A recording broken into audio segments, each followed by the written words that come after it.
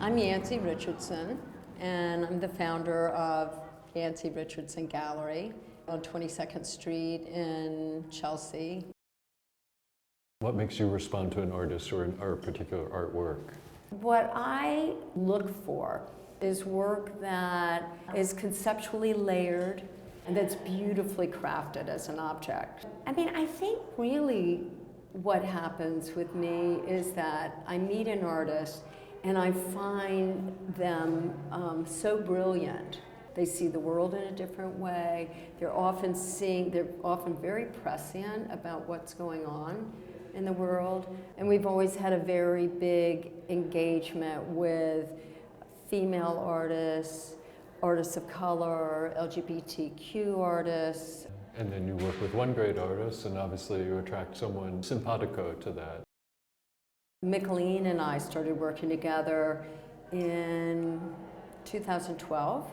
She had curated this great show called Tête-à-Tête about her dialogue with other artists that she found really interesting and inspiring.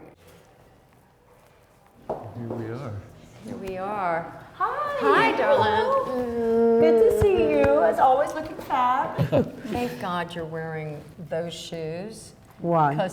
Because otherwise I'm like such a shrimp next to you. Because you know I like my platforms. Yeah. Can we talk about the interiors? Yeah. Talk about like what your particular fascination is with recreating these incredible spaces? I guess my initial sort of fascination with domestic spaces came from just really looking at West African photography, like Seydou Keita, Malik Sidibe.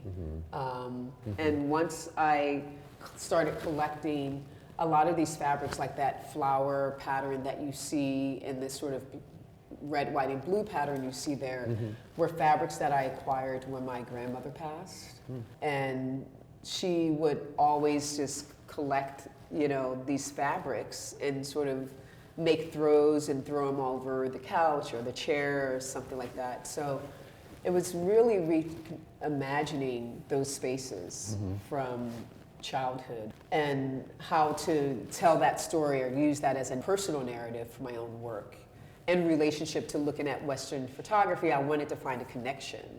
Taking ownership of the space and really wanting to create a familiarity for the sitters and tell my own story about seduction and desire from the lens of a Black woman looking at other women, but also celebrating the notion of beauty and their own prowess, but also just referencing art historical poses and sort of taking all of those notions from various points of view and making sense of it in my own way.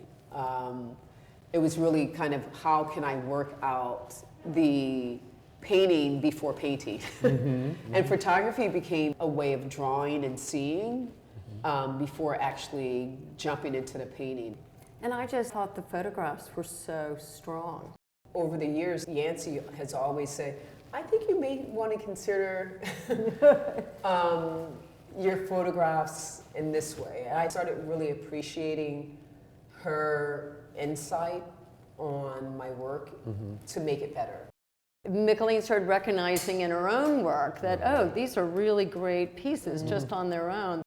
She'll look and go, what? You've made all of this?